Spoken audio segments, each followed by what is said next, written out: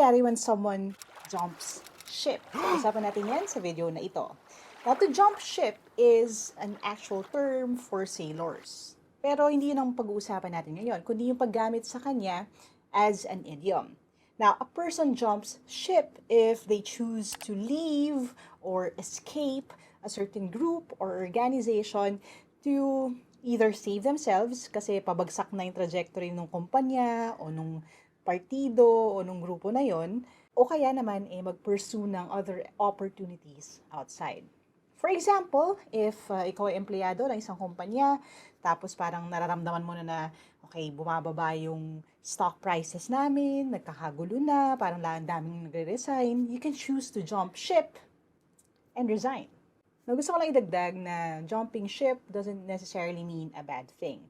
Kasi nga, again, whether tumatakas ka sa responsibilidad, or you're abandoning people, or abandoning a certain cause, or gusto mo lang talagang mapabuti, gusto mong piliin ng tama, you can use the same idiom. Now, kung gagamitin natin na sentence, we could say something like, Henry jumped ship after seeing their CEO's unethical practices firsthand.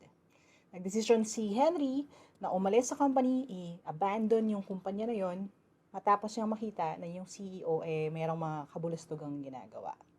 Alright, that's today's idiom. Kung nabitin kayo dyan, we have full videos on YouTube. You can watch yung playlist din ng other idioms you already discussed. And don't forget to follow me for more.